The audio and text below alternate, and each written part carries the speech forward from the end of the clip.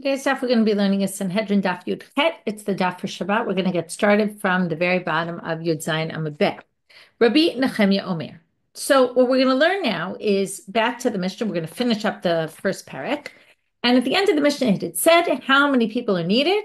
According to Tanakama 120, according to Rabbi Nechemia 230, in order to need a court of 23 in a city. And Rabbi Nechemia was very clear, one for every 10 people. To which the Gemara says, Tanya brings in the Tosefta, where Rebbe says a third opinion. Matayim v'shivim v'shivah, 277. How do we get to 277 from 230? So Rashi explains, you take the 230 of Rabbi Nechemia and you add another 47. Why 47? Because we're going to see on Daf Mem that since you need in a court of 23 and you need to be, in order to convict someone, you need to have a majority of 2. Now, if you end up with only a majority of 1, you keep adding another 2 judges, another 2 judges, another 2 judges till you get to 70. So from there, we have from 23 to 70 is another 47. So you could theoretically have another 47 in a court of 23. And therefore, we're going to go with 277 for those extra 47. Okay? And then they say, Vahatanya, but wait, a Braita says, Rebbe Omer 278. It's a different number. 288. Lo kasha. Harabi Yehuda harabanan. Well, it depends, because if you say it could go up to 40, it could go up to 70. That's like Rabbi Yehuda, who holds at the big court, the Sanhedrin Gdolah was 270. But if you say it goes up to 271, that's because you hold by the rabbis who say it could go up to, 278, because it could go up to you could add another 48 people to get it from 23 to 71. Okay, and it all just depends on the machloket. Do you hold there were 70 people in the big court or 71? And that would affect how many more you add to the court of 23. Okay, now we're going to go to another Braita, and with this, finish up our chapter. V'samta tanu Rabbanan. So the rabbi said, V'samta lehem sarei alafim, sarei me'ot, sarei chamishim, v'sarei asarot. This is when Yitro suggests to Moshe to implement this court system, and he says you should put have one judge for every 1,000. It's like there's higher level people, 1 per 1,000 people. There's lower level, which are 1 per every 100. Sarei chamishim, 1 for every 50, and 1 for every 10. Sarei alafim, and that's the 1 for every 10 was what we did the basis of the 23 court. Sarei alafim, so now the Braita wants to explain how many people there actually were that were judges in those times that were these sarei alafim, sarei me'ot, all that. So it's very simple math, because you have 600,000 people in the desert. Sarei alafim, so how many did you have for each 1,000 people? You had shesh me'ot, because 600 times 1,000 gets you to 600,000. Sarei me'ot, shesh alafim. How many did you have over every 100 people? 600, because 600 times 100 gets you to 600,000. I'm sorry, 6,000 times 100 gets you to 600,000. Sarei chamishim shneim asar elef, 12,000 times 50 gets you to also 600,000. So for every 50 people, there were 12,000 in charge. Sarei asarot sheshet ribo, how many for every 10? 60,000 people. So, Nimtzu Dayanei Israel, if you go, there were 60,000. I'm going backwards now. 12,000, that's 72. Plus another 6,000, that's 78,000. Plus another 600, that's 78,600. And that's what the Braita says. How many Dayanei Israel were there? Shivat Ribo, that's 70,000. Ushmonat Alafim, and 18,000. So that's really and 8,000. So 78,000. Vishesh Me'ot, and 600. Okay, with that, Hadran alachti ne'mamonot, we finished the first chapter. Now we're moving on to the second chapter. The second chapter focuses right now on 2 characters, 2 important prominent figures, the kohen gadol, the high priest, and the king. And we're going to have special laws for them and see how they relate to this whole world of judges and being judged, and can you put them on trial? Very relevant, apropos having presidents and prime ministers be on trial for things, right? Can you not? Are you allowed to testify for them? Can they testify? Or can they testify in other cases? All sorts of things about them. Why these 2 characters? First of all, in Mishna Eretz Israel, which is an excellent book that we've mentioned at different times, you can find it on Sefaria on the Mishna, but it's only in Hebrew at this point. he talks there, and what Sanhedrin brings up a lot, and Shuli Mishkin quotes it a lot in her flashback, is the history part. And interestingly enough, he says that the in the Hashmona'i times, first of all, the king was the Kohen Gadol. Okay, the king basically made himself the Kohen Gadol, right? He says it in a funny way. He says the Kohen Gadol was the king, and he said, well, it's really the king made himself the Kohen Gadol. But before that and after that, they were two separate roles, and the Kohen Gadol often functioned as the head of the court. And it's very interesting because you don't really see that much in the text. And he explains basically that the Mishnah wanted to underplay that whole issue, that the Kohen Gadol really functioned as the head of the court, which first of all you see in the Torah because Kohanim are brought, like it says, you go to the Kohen as if the Kohen is the judge, and the Kohen assesses the value of things that you bring to the temple. And the Lishkat HaGazit was in the temple where the Sanhedrin sat. So it actually makes a lot of sense. And he quotes sources from Josephus and other historical sources that for most of the time period of the Second Temple time period, the Kohen Gadol functioned as also the high priest was also the head of the court, which is very interesting because you don't usually think of them as connected. Now, why is that? Well, if we're learning the Mishnah and the Gemara on the Mishnah, and what Sanhedrin explains is, if you remember, right, there's Prushim and Stukim, and the Kohanim were usually from the Stukim sect, and the rabbis were from the Prushim sect, and they have very different ways of viewing things. And since the Gemara and the Mishnah is really the Prushim, they tried to underplay the role of the Kohanim Gedolim in the court.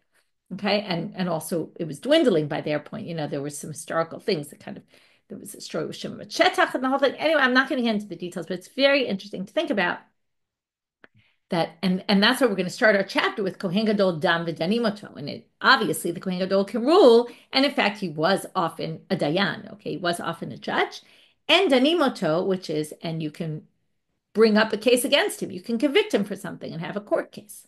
Me'idu mi'idinoto. Okay, we're going to get into all these details in the Gemara, so I'm not going to go too in depth right now, but he can testify about, people can testify, me'id, he can testify, and mi'idimoto, people can testify against him or for him. Choletz v'chotzin lishto. Now we're going to get into all sorts of other halachot relating to the Kohen Gadol. He can do chalitza if his brother's wife dies. If his brother dies without children, the wife does chalitza to the Kohen Gadol, even though it's a very demeaning ceremony. We allow the Kohen Gadol to do it. The Kohen Gadol, we're going to compare him to the king. The king has a certain place of respect in the community that certain things are just not acceptable. We're going to see that Kohen Gadol, a melech, a king, does not do chalitza ever because it's humiliating to spit in front of the king. But spit in front of the Kohen Gadol, it's bad, but because of the mitzvah of chalitza, it's important. And we'll get there in the Gemara why this is.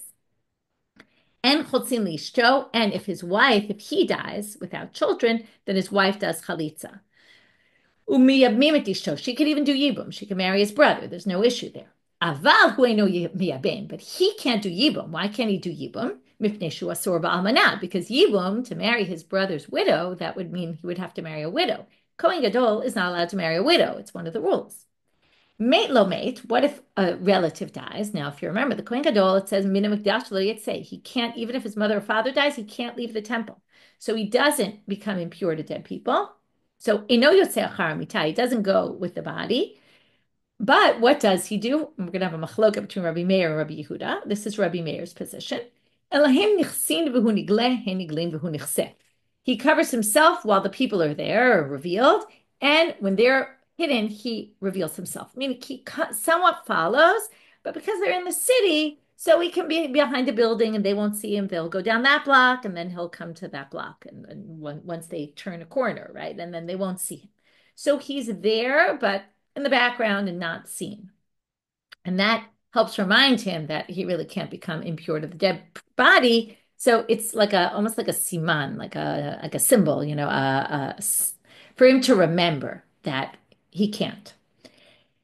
And then he only goes with them to the edge of the city. When he gets to the gate of the city, he can't go anymore because at that point, everything's open and they're going to see him and he's going to see them and they won't be able to have this separation. If you remember, the cemeteries were outside the city. Divrei Rabbi Meir. That's all Rabbi Meir. Rabbi Yehuda Omer, Rabbi Yehuda says he can't leave the temple at all. Okay, mishum shene'emar u'min hamikdash lo yitzei. He doesn't go that's hidden and revealing and hiding. No, he can't go at all. He has to stay in the temple. Mishum shenemar min hamikdash lo yitzeh. He takes it very literally. He says, "Do not leave the temple." So he can't leave the temple. Okay, it says min hamikdash lo yitzeh in the context of a relative dying. He cannot leave the temple.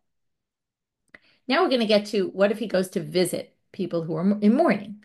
Kashum menachem, when he goes to console people, derech kol am uvrim b'zerach harseh, the people all pass. Now when we do a shura nowadays, we usually have 2 rows and the avelim walk in between. Okay, there's different customs, but that's the usual custom. But in those days, it seemed that the Avilim stood and people walked by the Avilim. So when people walked by the mourners, they would go one after the other. And the kohen, it seems like, would be on the side. It's a little bit unclear exactly how this worked. They would have a person in charge to kind of separate him for the rest of the people. And so there would be the people walking, this other person, and then the kohen gadol on the side. And when people would go to console him, if he was in mourning, people would say to him, "We will atone for you," meaning we'd be happy to take your sins upon us. And he says, "You should be blessed. You shouldn't take my sins upon you. You should be blessed from God."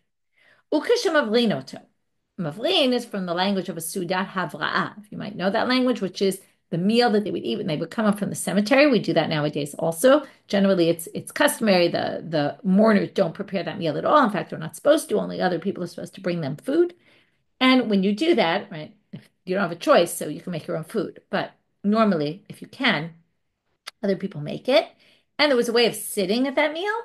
Usually the mourner would sit on an upside down bed, like a turned over bed, but all the people would sit on the floor, and he would sit on a bench, and that was because it wasn't respectful for him to be lower than everybody else. Hamelech, okay, that's the Kohen Gadol. Now we move to the king. Hamelech lo dam velo danimoto. The king doesn't rule, and people don't rule him, okay, meaning people don't judge him. He can't be a judge, and I shouldn't say he can't rule, he's a ruler, but he can't be a judge. And people can't judge him, meaning you can't put him on trial. Okay? Not possible. Lo me'id v'lo me'idinoto. He can't testify, and people can't testify against him. Lo choletz v'lo chotzim lishto. Again, we're going to see in the Gemara why all these reasons. Most of this has to do with respect. So lo choletz v'lo chotzim lishto. He doesn't do chalitza because it's disrespectful for someone to spit on a shoe, and his wife doesn't have to do chalitza. Okay? This is very interesting. It sounds like she can't even get married then, because if she can't do chalitza, she can't get married. She can't get out of marriage. We're going to see she can't do yibum either. And we don't do chalitza for his wife, because it's also humiliating for the queen to have to, right? She's the queen, for her to have to spit in someone's shoe. Lo miyabim v'lo miyabim l'ishto. She also can't do yibum. He can't do yibum with his brother's wife, because also it's a little bit beneath him. Like, why should he be doing that?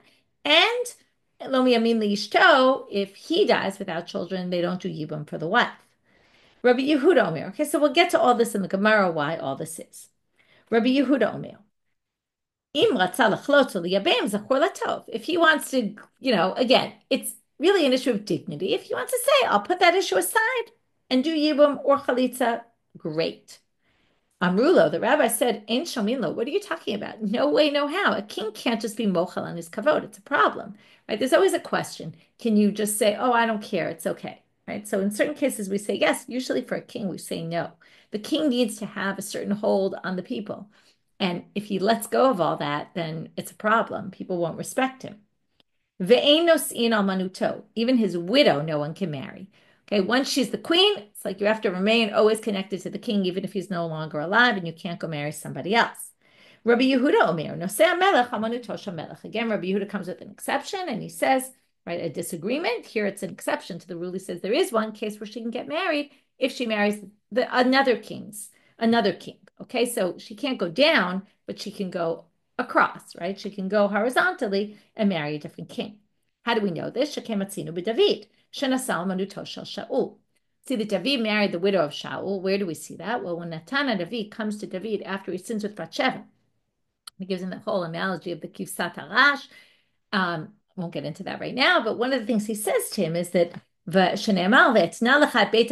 gave you the house of your master, meaning of Shaul, and I gave you his wives. So here you see, it sounds like David married wives of Shaul. So Rabbi Yehuda thinks that that's permitted. Now we get to the Gemara. Kohen gadol done. Pshita. So the first question is, isn't it obvious that kohen gadol could be a dayan? And especially if you accept what Sun-Fri says, that historically they were doing that, it was obvious in the Gemara that kohanim gadolim were judges. So the Gemara says, we're going to have itzrich, danim oto itzrich alei. Said, well, they wanted you to know that you can judge him, you can put him on trial, and therefore they said he could be a judge and judge him. But you didn't really need he could be a judge. Everybody knows that. Hanami Pshita, of course he could judge. Why? Of course he can be judged. Why is that? You can put him on trial. Because ilo dainina le iu hechi dayan. Well, this is a very interesting thing. You can't be a judge if you can't be judged. Basically, the only way you can be judged, the only way you could be a judge is if you yourself can be judged. Because if you're not beholden to the law, then theoretically, right, you don't understand what it means to be beholden to the law. So how can you judge other people who are beholden to the law? So, and that's what we're going to see from this pasuk. Haktivit kosheshu vakoshu. And how do they explain that pasuk? It's a pasuk from Tzfanya. The way they explain it, Amarish Lakish explains this, kashet atzmecha. What does it mean, hitkoshishu vakoshu? First, adorn yourself, v'achar ka kashet achirim. I always think of this idea, right? And then you can adorn others. I always think of this idea of the oxygen mask, right? On the plane, always do it for yourself, and then do it for your children. So what they mean it in this context is, first you have to take care of yourself and understand what the law is for yourself and keep to the law before you can start judging other people and holding them responsible for keeping the law. So if he can be a judge, obviously he can be put on trial. So why do we need this here at all? For that, we're going to have two answers. The first answer is you don't really need this here in the Mishnah. Why is it here anyway? Well, I did the kabay lemitnei melech v'lo dam v'lo danim oto tananami kohen gadol dam v'danim. Because they wanted to say the king can't be judged. And this is all a foil for the continuation. The king can't be a judge and can't be put on trial. Because of that, they wanted to contrast it with the kohen gadol. And that's why they said, kohen gadol dam v'danim. That's one option. Ibai dema, perhaps it's hakamash malan. Maybe it's coming to teach you the following thing. Colon, we're going to have to wait a little while. We have to get through this braita to understand. Kiditanya, kohen gadol sharaga tanefesh. If a kohen gadol kills somebody, b'mezid neherag, if they did it on purpose, intentional murder, they get killed. Capital punishment. Bishogeg, if they did it accidentally, gole. Then they go to Ir Biklat. Okay, we're going to talk about this refuge city a lot more in the next Masechet in Makot. There's a whole chapter, Eluhin Golim. These are the people that go to Ir Miklat. Okay, but he goes to the refuge city. Ve'over ala seva lo taseh, and he, okay, this is a little hard to translate. We're going to get to this soon, but he transgresses a positive and a negative commandment. V'hareu kehediot lekol dvarav, and he is like a regular person for all intents, for all things. It's a very weird thing. He's not really like a hediot. So, okay, what that whole sentence means, we're going to come back to later. Right now, we're going to focus on the first part. B'mezid neherag pshita. Okay, obviously, if a kohen gadol murders someone, and we learned that kohen gadol can be judged, of course, he's going to get killed. So, why are they telling you this in the Braita? Right, we're not yet up to the answer to our question, which is, what was the point of telling us in our Mishnah that kohen gadol can be put on trial? So, but that's where we're trying to get to, but we still have some time to get there. So now the Gemara says, "B'shogeg gole itzrich alei." They needed it because they wanted to tell you that if he kills someone accidentally, he has to go to the refuge city. Okay, hanami pshita, isn't that also obvious? Why should he be different than anyone else? Here we're going to have an itzrich. Yes, this is needed. Why? Salkadat tachamina, you might have thought, ho iluktiv, because it says, now, one of the things we're going to learn about the refuge city, you might already know, is that when you go to the refuge city, you have to stay there forever. Until what time? No, not really forever. Until the kohen gadol dies. So, v'yashav ba'amora kohen gadol. So you might say the following. Now that means if you are the kohen gadol, then you can never get out of the refuge city because by default, right? When can you get out? When you die. Well, at that point, you're already dead. You're not going to be able to get out. So you might have thought, Ema, you would have said, Kol zi'ile takanta b'chazara ligle. If you have a way to rectify the situation, then you have to go to your miklat. Delele takanta b'chazara lo ligle. But maybe if you don't have a way to get out, maybe we don't make you go to the refuge city in the first place. And that would mean maybe a kohen gadol doesn't go to a refuge city. Ditnan, why would we think to distinguish? Turning now to Amud Bet. Hahoreg kohen gadol, o kohen gadol sharagat nefesh, eno yotze misham la'olam. If you kill a kohen gadol, or the kohen gadol kills somebody, you can never get out. Okay, if you kill the kohen gadol, that means there is no kohen gadol at the time of the murder, so you'll never have it has to be the kohen gadol that was at the time of the murder. And if you're the kohen gadol and you were the kohen gadol at the time that you murdered someone accidentally, there's no way out of there. So you might have thought because there's no way out, maybe you don't actually have to go in. So emalo legally, maybe you don't have to. Kamash mala, no. That's what this braita is coming to teach you when it says if a kohen gadol kills someone b'shgagat, you still have to go to the refuge city. So the Gemara says for a minute, ema hakinami, maybe you really don't have to go. They say, how do we know that you definitely do need to go? Amar kra lanus, and they're not saying, right, we just learned it in the braita, but the question is, on what basis is the braita saying it? Well, Amar kra lanus shama kol rotzeach. They darshan the following pasuk. Ir miklad is there for every person to run, every murderer to run to. Why everyone? Afilu kohen gadol b'mashma. Everyone is to include even a kohen gadol. So what does this have to do with our topic? Well, what they're saying is a kohen gadol danimoto, even for an ir miklat case, meaning you have to go to the refuge city if a kohen gadol kills someone accidentally, and that's perhaps the other option. Either you don't really need to say kohen gadol dan b'danim, and they only say it to contrast it as a foil for the king. Or you say, well, they needed it specifically because there's one case where you might have thought he was exempt, and it comes to tell you he's not. Now we have to go back, just because we brought up this braita, we're going back to this line, and also it actually has to do with our content because it's going to say some unique things about a kohen gadol. Over ala seva lo taseh. This was all brought in because we brought in the braita with the ir miklat to get to the second answer. So the way they read it is, it sounds like, and that's why it was hard to read it, a kohen gadol, right? If he kills on purpose, this. If he kills accidentally, then that.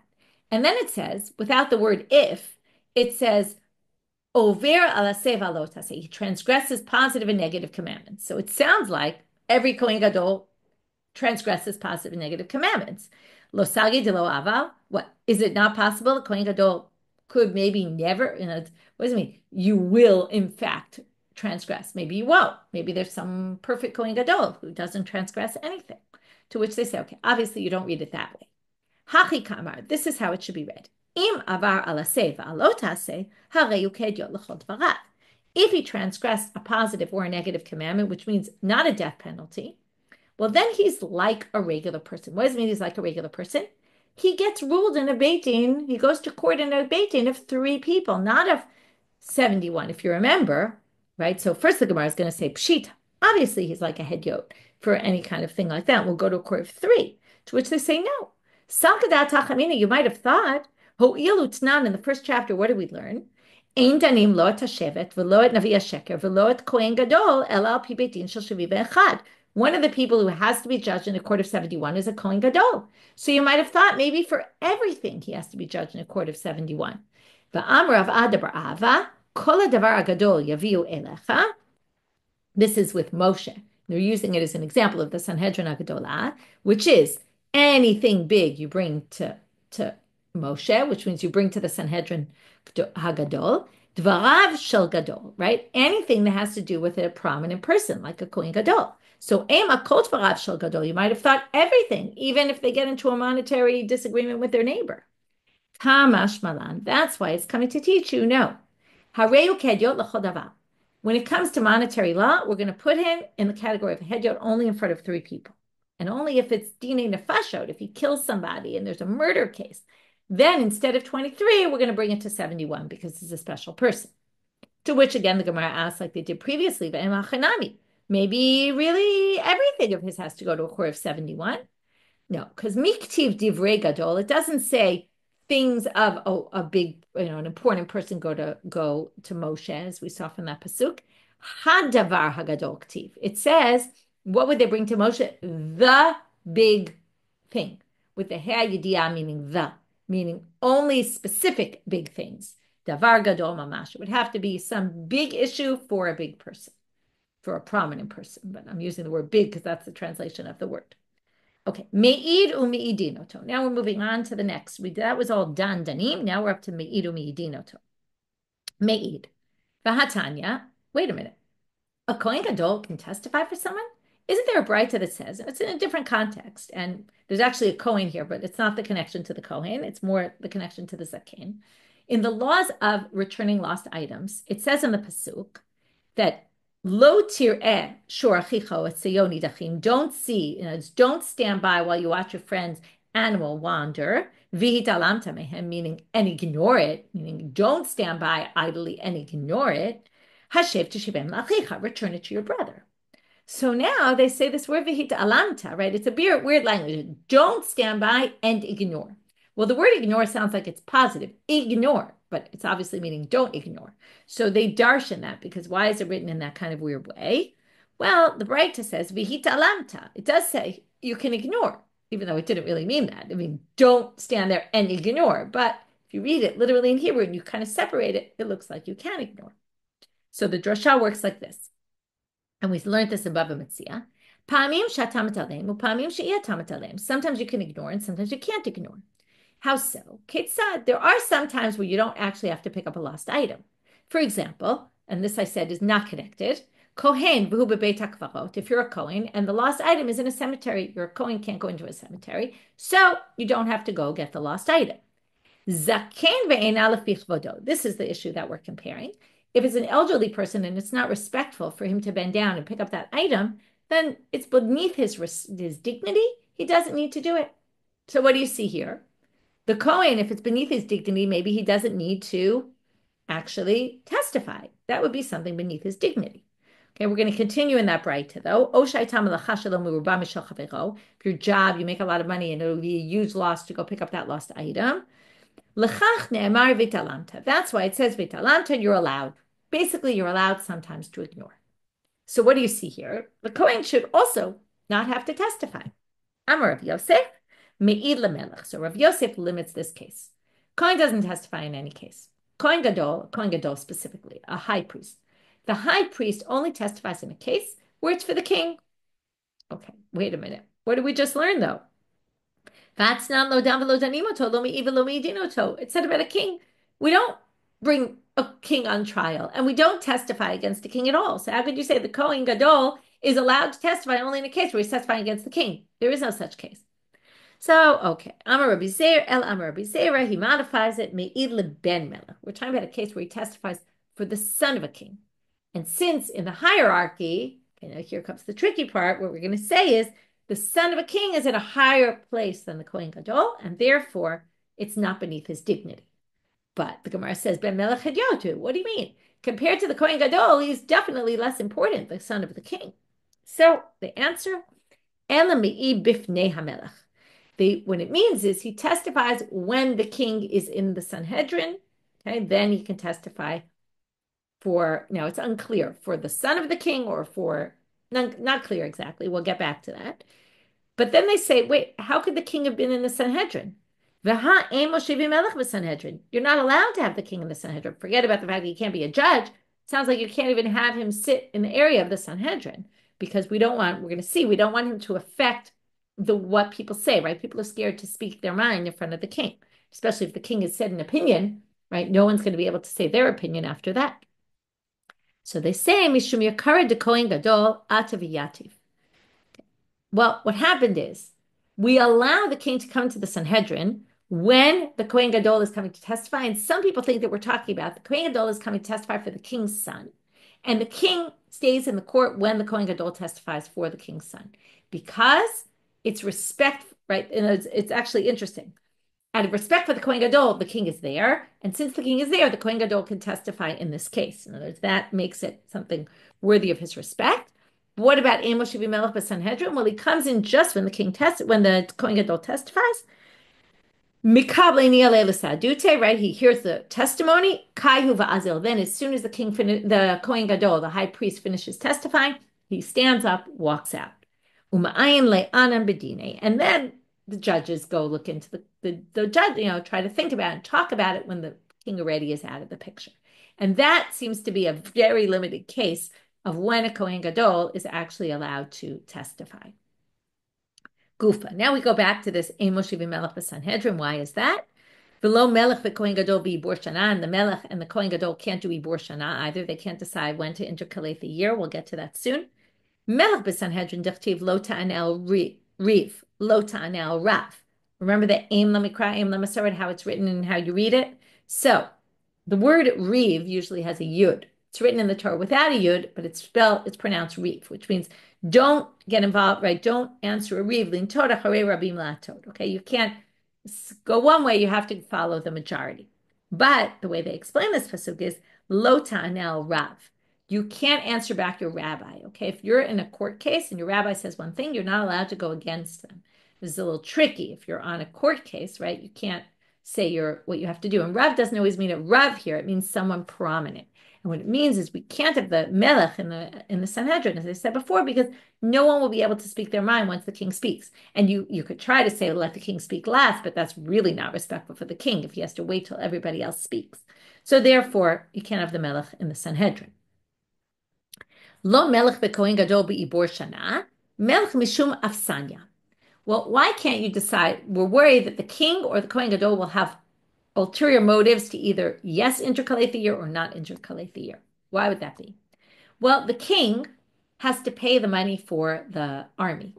Now, the army, here there's two different interpretations, whether this would make the king want to add a leap year or not add another month or not add another month.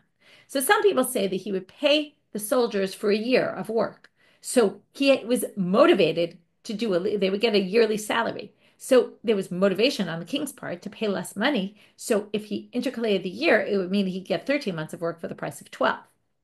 Some people say it's the opposite. He paid them by the month, but collected taxes by the year. And the taxes is where he has the money to pay the soldiers. So since he had to pay them by month, it would actually cost him more money that he had less of because he only collect taxes by the year, whereas the salaries would have to go by the month, and then he would have an extra month of salary. So it was in his best interest not to intercalate the year. Kohen gadol be'ibor shana. Why that? Kohen gadol mishum tzina, because of the cold. The Kohen Gadol doesn't want Yom Kippur to come out when it's cold out. Why is that? Either, according to Rashi, because he has to dip in the mikveh 5 times on that day and it's freezing. If you have to go in the mikveh and it's already, like Mar Cheshvan weather because you pushed it off. If you add another month and Tishrei ends up a month later and it's already cold, Rashi's Tosfot says, no, it's not that issue because they will warm up water and they dealt with that. But he was barefoot the whole day and the floors were marble and they were freezing. And because of that, he walk around on the cold floor all day. So perhaps that's the reason. Either which way, he doesn't want it to be cold.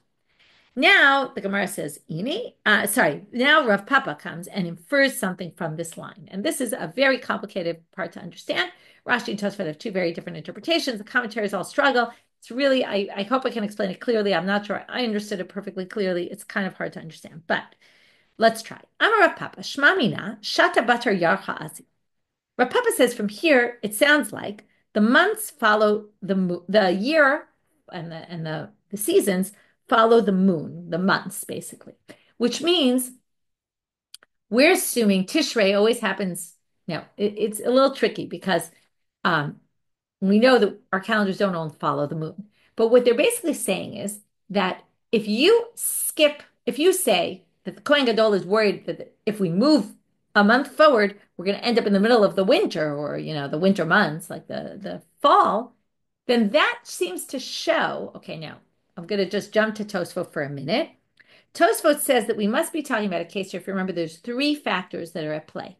There's the tkufa. Now, obviously, this wasn't because of the tkufa. Otherwise, you wouldn't need to worry about him doing that. Right? The tkufa is what date it ends up and that it ends up in the right season. But there were 2 other factors, the crops and the fruits and whether they're ripe or not. So the question is, if you have a year where you went by the majority of those 2 and the tkufa wasn't really there yet, what Papa is saying is it's clear then that you could theoretically, the month of Tishrei is usually around the same season, and you could theoretically push it off and it's going to now be freezing and it's going to be Mar Cheshvan weather in Tishrei. Okay? And that's the concern here.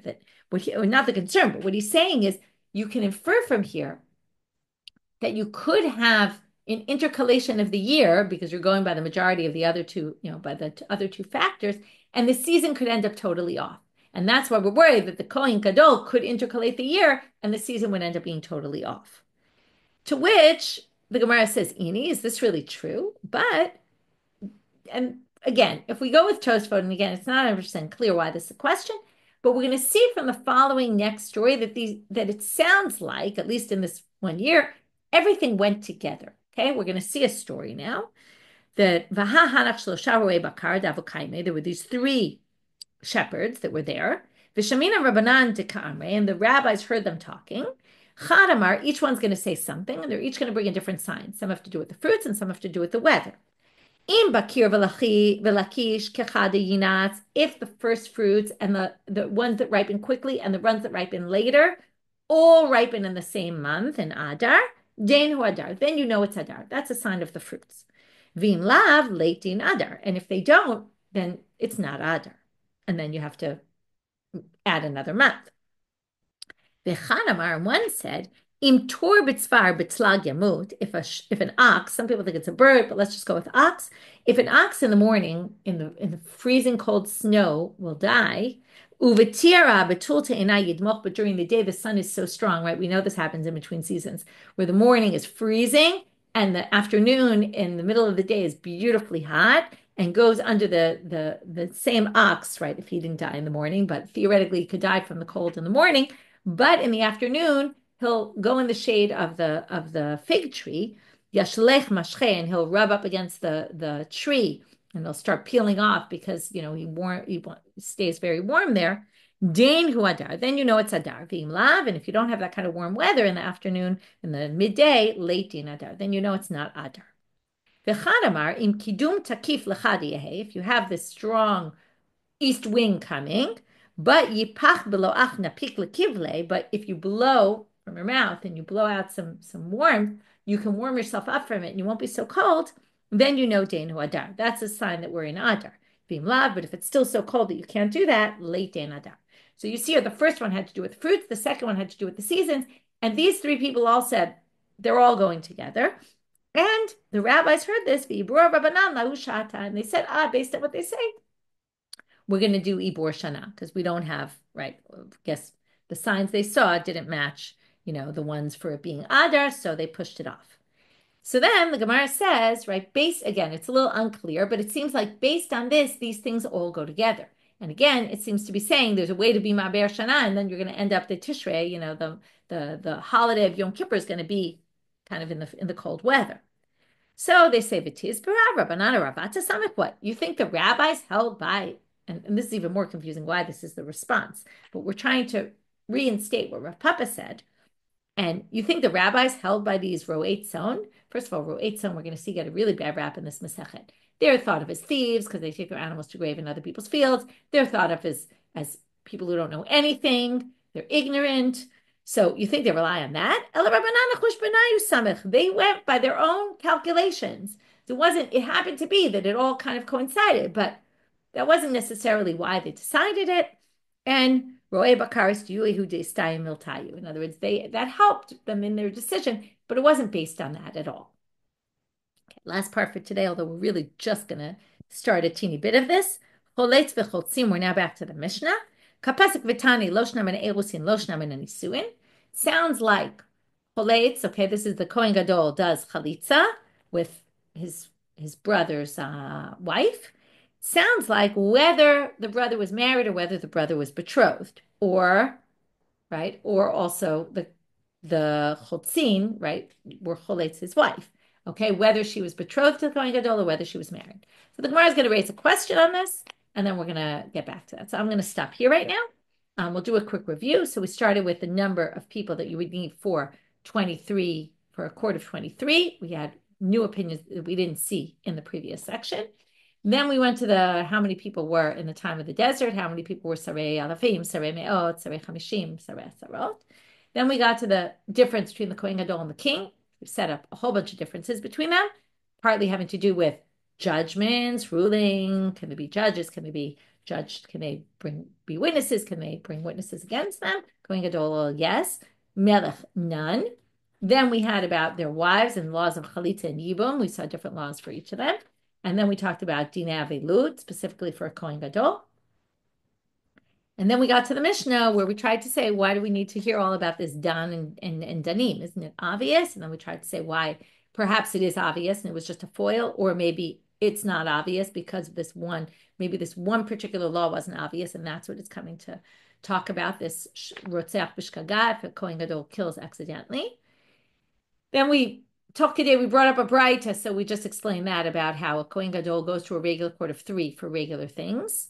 even though for bigger things like Dinei Nefesh or capital punishment, we'll bring him to a court of 71 and not 23. And then we got to the Me'idu Me'idin, and we said, isn't it beneath his kavod? And then we actually narrowed it to a very unique case, which even that wasn't exactly clear what it is about when you can actually testify. And then from there, we got off on the tangent because we said, oh, the king can't be in the Sanhedrin, which is what we tried to say. Maybe the king was in the Sanhedrin. That's why the kohen gadol was allowed to testify. Why can't the king be there? And why can't the kohen gadol or the king do ibur shana? And that's because we're worried they have some ulterior motive. And then we got off on that side point about Rav Papa, about what he said. Is it really true? And then they reinstated what he said, even though I agree that that part is quite hard to understand, and I'm not sure I've understood it fully. With that, we finish for today. Wishing everyone a Shabbat Shalom and Shavua Tov.